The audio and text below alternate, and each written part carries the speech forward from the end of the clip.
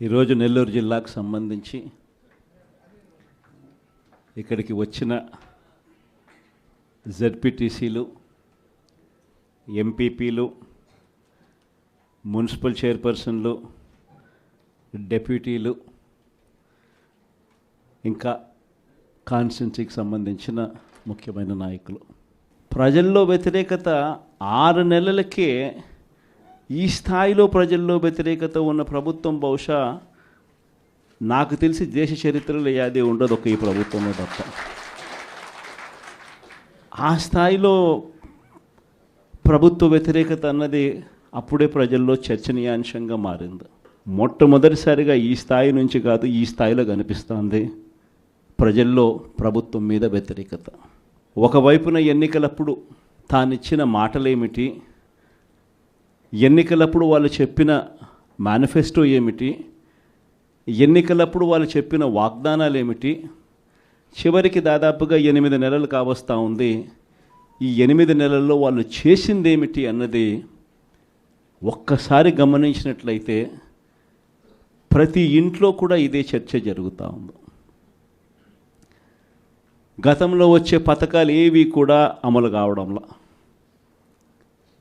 మరోవైపున చూస్తే ఎన్నికలప్పుడేమో ప్రతి ఇంటికి పోయారు. ప్రతి ఇంటికి పోయి మరి ఆ ఇంట్లో ఎవరిని వదిలిపెట్టల. ఎవరు కనిపించినా సరే ఆ ఇంట్లో ఈ సైజు నుంచి మొదలు పెడితే చాలు, నీకు 15,000, నీకు 15,000, నీకు 15,000 దగ్గర నుంచి స్టార్ట్. ఆ నుంచి ఇంక కొంచెం అడుగులు ముందుకు వేస్తే ఆ ఇంట్లో నుంచి ఆ పిల్లల తల్లి బయటకు వచ్చిందనంటే, ఆ తల్లి బయటకు వచ్చినా, ఆ పిల్లల చిన్నమ్మలు బయటకు వచ్చినా కానీ వెంటనే నీకు 18,000, నీకు 18,000, నీకు 18,000 అని స్టార్ట్. అందరితో ఆగల. ఆ ఇంట్లో ఎవరు కనపడినా సరే, ఆ ఇంట్లో ఆ తల్లుల పెద్దమ్మలు, ఆ తల్లుల అత్తలు, వాళ్ళు బయటకు వస్తే చాలు, నీకు 48,000, నీకు 48,000, నీకు 48,000. అంతటితో కూడా ఆగల.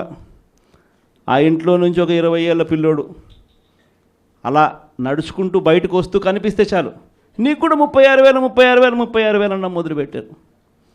అంతటితో కూడా రాగల. ఇంట్లో నుంచి ఎవరైనా రైతుగా కనిపించాడంటే, ఒక కండువా వేసుకుని పెద్ద మనిషి ఎవరైనా కనిపించారంటే, నీకు 20,000, నీకు 20,000, నీకు 20,000 అని స్టార్ట్.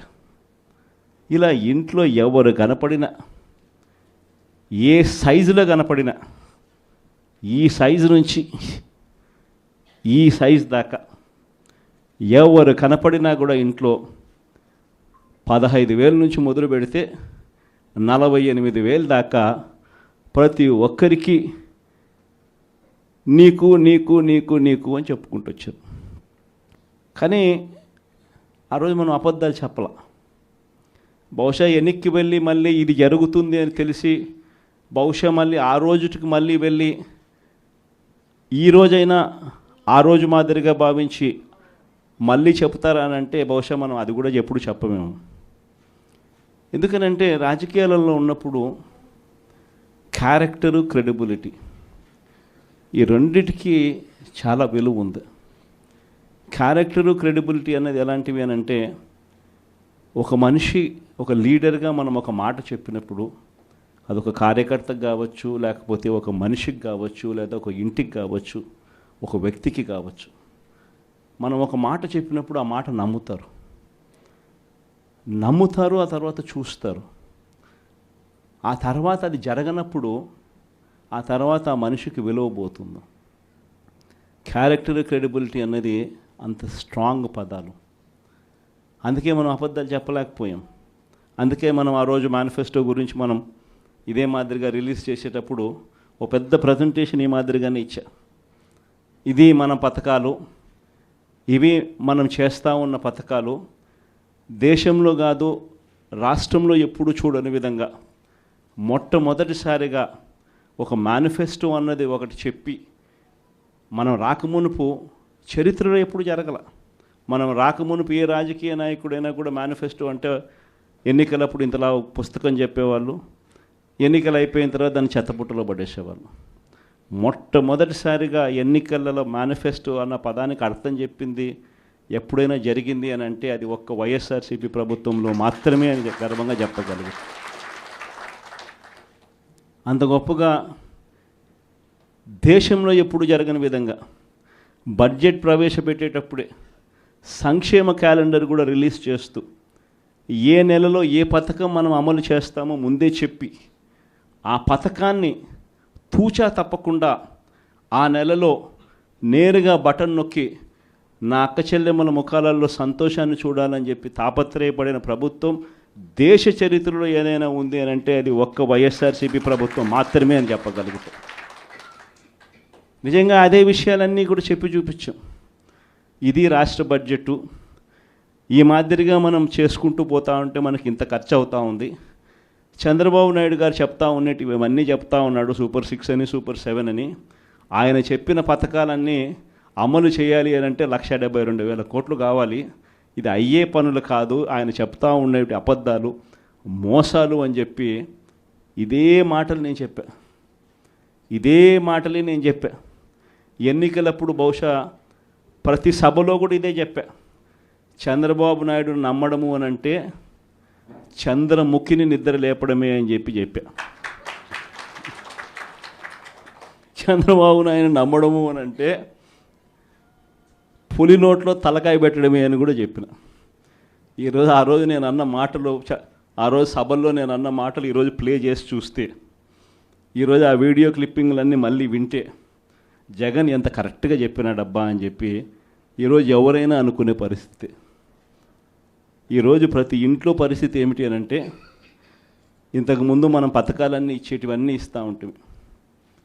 ప్రతి నెల ఏదో ఒక పథకం ద్వారా ఏదో ఒక మేలు జరిగించే కార్యక్రమం జరుగుతూ ఉన్నది. జగన్ కన్నప్పుడు కనీసం పలావన్నా పెడతా అన్నాడు. జగన్ పోయాడు, చంద్రబాబు నాయుడు వచ్చాడు, బిర్యానీ పెడతానన్నాడు. చివరికి బిర్యానీ పోయింది, పలావ్ పోయింది, 2 పోయినా ఈ పొద్దు అని చెప్పి ఈరోజు ప్రతి ఇంట్లో కూడా ఈరోజు చర్చనీయాంశంగా మారింది. ఈరోజు చంద్రబాబు నాయుడు చెప్పిన ప్రతి పథకం కూడా, ఇంతకుముందు మనకు ఇప్పటికి చంద్రబాబు నాయుడుకి తేడా ఏమిటి? ఇంతకుముందు ఒక 7 నెలల కిందటకు పోయి చూస్తే జగన్ ప్రభుత్వం ఉన్నది, మన ప్రభుత్వం ఉన్నది. మన ప్రభుత్వంలో మరి ఎందుకు ప్రతి పథకము ఎటువంటి ఇబ్బంది లేకుండా ప్రజలకు అన్నీ కూడా డోర్ డెలివరీ జరుగుతూ ప్రజలందరి ముఖంలో సంతోషాన్ని చూస్తూ ప్రతి పథకం ఎందుకు ఎలా అమలు అయింది? మరి చంద్రబాబు నాయుడు వచ్చినాడు, తేడా ఒక్క ముఖ్యమంత్రి ఒకడే మారాడు.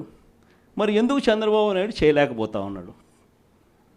ఈ అంశం అన్నది ప్రతి ఇంట్లో ఇప్పటికే చర్చనీయాంశమైంది. ఏం తేడా ఉంది? ఒక ముఖ్యమంత్రి ఒకడే మారాడు. మరి జగన్ హయాంలో ఇవన్నీ ఎందుకు జరిగాయి? మరి జగన్ హయాంలో జగన్ దిగిపోయిన తర్వాత చంద్రబాబు నాయుడు వచ్చిన తర్వాత ఎందుకు చంద్రబాబు నాయుడు చేయలేకపోతా ఉన్నాడు? ఈ అంశం ప్రతి ఇంట్లోనూ కూడా చర్చ. నిజంగా చంద్రబాబు నాయుడు చెప్పిన హామీలు, వాగ్దానాలన్నీ గాలికి ఎగిరిపోయాయి.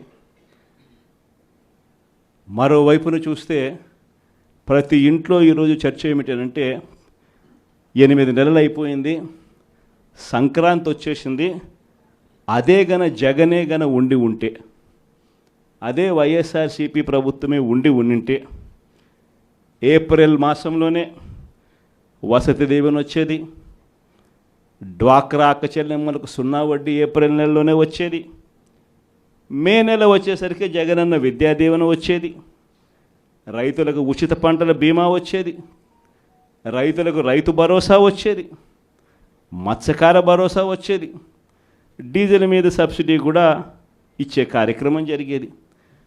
జూన్ మాసం వచ్చేసరికి జగనే ఉంటే అమ్మఒడి పథకం కూడా పడి ఉండేది.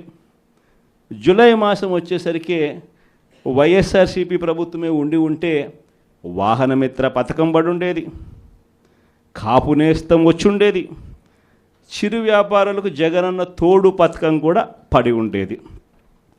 ఆగస్టు మాసం వచ్చేసరికి వైఎస్ఆర్సీపీ ప్రభుత్వమే ఉంటే జగనన్న విద్యా దీవెన వచ్చి ఉండేది, నేతన్న నేస్తం డబ్బులు పడి ఉండేటివి. మళ్ళీ సెప్టెంబర్ మాసం వచ్చేసరికి వైఎస్ఆర్ చేయూత డబ్బులు కూడా అక్క చెల్లెమ్మల ముఖంలో సంతోషం కనిపించే విధంగా కలకలలాడుతూ కనిపించేది. అక్టోబర్లోకి వచ్చేసరికి వైఎస్ఆర్ రైతు భరోసా 2వ విడత పడి ఉండేది. నవంబర్లోకి వచ్చేసరికి జగనన్న విద్యా దీవెన రైతులకు 0 వడ్డీ కింద జమ అయి ఉండేది. డిసెంబర్లోకి వచ్చేసరికి ఈబీసీ నేస్తం పడి ఉండేది, లా నేస్తం వచ్చి ఉండేది. పిల్లలందరికీ 8వ తరగతి చదువుతా ఉన్న పిల్లలందరి చేతుల్లో ట్యాబులు కూడా కనిపించుండేటివి. జనవరికి వచ్చేసరికి రైతులకు మళ్ళీ చివరి దఫా రైతు భరోసా సమ్ముబడి ఉండేది. చిరు వ్యాపారాలకు జగనన్న తోడు అందుండేది. సంక్రాంతి సమయానికల్లా అక్క చెల్లెమ్మలకు ఆసరా కూడా పడి ఉండేది. ఇవన్నీ నేను ఎందుకు చెప్తా ఉన్నానంటే, ఫిబ్రవరిలోకి వచ్చేసరికి విద్యా దీవెన, జగనన్న చేదోడు. ఒకే ఒక చేంజ్. ఇది 5 సంవత్సరాలు మనం ప్రతి సంవత్సరం ప్రతి నెల ఈ మాదిరిగానే షెడ్యూల్ ఇచ్చి ఈ మాదిరిగానే చేసి చూపించడం. మారిందల్లా కేవలం ముఖ్యమంత్రి ఒకటే. ఈరోజు మరి ఎందుకు జరగడంలా ఈ చర్చ ప్రతి ఇంట్లో కూడా ఇప్పటికే స్టార్ట్ అయింది. ఈరోజు ఏ ఎంపీటీసీ అయినా, ఏ జెడ్పీటీసీ అయినా, ఏ రాజకీయ నాయకుడైనా కూడా చిన్న స్థాయి నుంచి, సర్పంచ్ స్థాయి నుంచి, ఎమ్మెల్యేగా ఓడిపోయిన స్థాయి నుంచి ఏ నాయకుడైనా కూడా, వైఎస్ఆర్సీపీకి సంబంధించిన ఏ నాయకుడైనా గర్వంగా తలెత్తుకుని ఏ ఇంటికైనా పోగలుగుతాడు. గర్వంగా తలెత్తుకుని ఏ ఇంటికైనా పోగలుగుతాడు. కారణం ఏమిటనంటే, మనం ఏదైతే చెప్పామో అది చేసి చూపించడం. వీళ్ళ మాదిరి మోసం చేయాల, వీళ్ళ మాదిరి అబద్ధాలు చెప్పాల, వీళ్ళ మాదిరి అధికారం కోసం ఏ గడ్డైనా కూడా తినేదానికి సిద్ధంగా మనం లేము అని చెప్పి సంకేతం ఇచ్చడం. వైఎస్ఆర్సీపీ కార్యకర్తగా కాలర్ ఎగిరేసుకొని ప్రతి ఇంటికి వెళ్ళే ధైర్యం ఒక వైఎస్ఆర్సీపీ కార్యకర్తకు మాత్రమే ఉంది. ఇదే 8 నెలలు అయిపోయింది. తెలుగుదేశం పార్టీ కార్యకర్తలు ఏ ఇంటికి కూడా పోలేని పరిస్థితి, ఏ ఇంటికి వాళ్ళు వెళ్ళే పరిస్థితి, ఏ ధైర్యము వాళ్ళకు లేదు. ఎందుకనంటే ఏ ఇంటికి వాళ్ళు వెళ్ళినా కూడా ఇంత చిన్న పిల్లోడి దగ్గర నుంచి ఇంత పెద్ద వయసులో ఉన్న వాళ్ళు సైతం ప్రతి ఒక్కరూ కూడా ప్రశ్నిస్తారు చంద్రబాబు నాయుడు గారి కార్యకర్తలను. మా 15,000 ఏమైందని చెప్పి చిన్నపిల్లలు అంటారు, మా 18,000 ఏమైందని చెప్పి ఆ తల్లులు అంటారు, మా 48,000 ఏమైందని చెప్పి ఆ అత్తలు పెద్దమ్మలు అంటారు, మా 20,000 ఏమైందని రైతులంతా ఉన్నారు, మా 36,000 ఏమైందని పిల్లలు అంటూ ఉన్నారు. ఏ ఒక్కరూ కూడా ప్రశ్నించేదానికి రెడీగా ఉన్న పరిస్థితిలో వీళ్ళు పోలేని పరిస్థితిలో కనిపిస్తూ ఉంది. ఒకవైపున ఇవన్నీ కనిపిస్తూ ఉన్నాయి.